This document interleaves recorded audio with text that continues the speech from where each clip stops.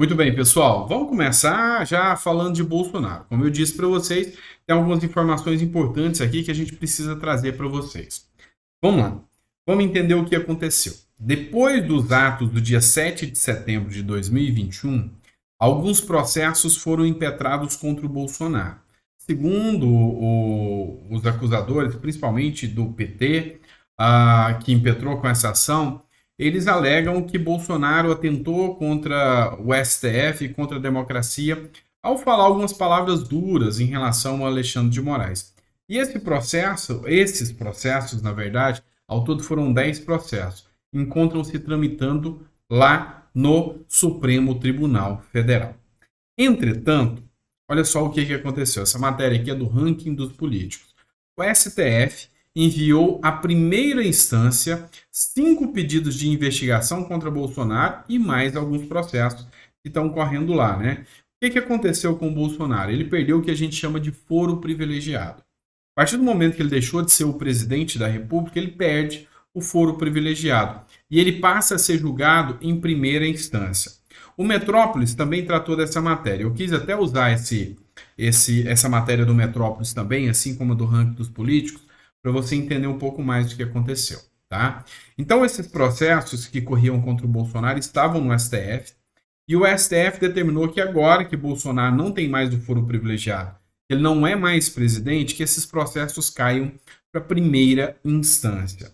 E ao cair para a primeira instância, esses processos descem para o tribunal, para um juiz federal, tá? Para a Justiça Federal, tá bom? Porque são crimes, segundo a legislação, crimes federais. Então, é competência da Justiça Federal analisar esses processos de Bolsonaro. Aqui é uma dicotomia, se isso é bom ou se isso é ruim, tá? Por que eu te falo? Porque os processos no STF, com o chamado foro privilegiado, quando eles querem perseguir, ele tende a ter uma celeridade mais rápida. Quando eles querem segurar, tem uma morosidade muito grande. Já na primeira instância, esses processos demoram mais a tramitar, demoram mais a andar, cabe recurso da primeira para a segunda instância, depois ao STJ, para depois esse processo, em fase de recurso, se houver alguma violação constitucional, chegar ao STF. Então, assim, acaba por ganhar mais prazo o Bolsonaro com esse processo descendo para a primeira instância. Outro ponto também a gente tem que analisar aqui, tá? É a questão da maior imparcialidade do TRF em relação ao STF. A gente sabe que há uma animosidade muito grande entre o STF e o Bolsonaro. Até porque o STF, nesses casos, é até estranho ele julgar um processo onde ele é réu e acusador ao mesmo tempo. Uma coisa não está certo ao analisar isso, não é? Por que eu trouxe a matéria do Metrópolis? Tá? O título dela é STF manda pedidos de investigação contra Bolsonaro para a primeira instância. Eu quero mostrar para vocês aqui o que é o crime que Bolsonaro responde, um deles para vocês verem. No dia 7 de setembro, o Bolsonaro fez um discurso contra alguns ministros da primeira corte e olha só o que ele falou. Um ministro que deveria zelar pela nossa liberdade, pela democracia, pela Constituição, mas faz exatamente o contrário.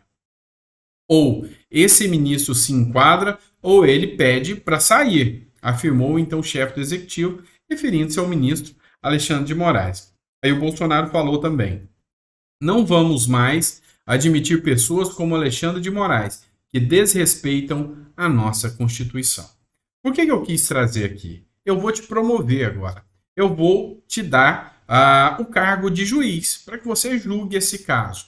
Diante das falas de Bolsonaro, você condenaria Bolsonaro ou você acha que Bolsonaro não cometeu crime nenhum? Ele estava apenas exercendo o seu direito de expressão. Porque nós vamos falar um pouquinho mais sobre essa questão do direito de expressão, sobre falas de presidenciáveis, tá? Mas coloca no comentário. Você condenaria o Bolsonaro com base nessas palavras ou não?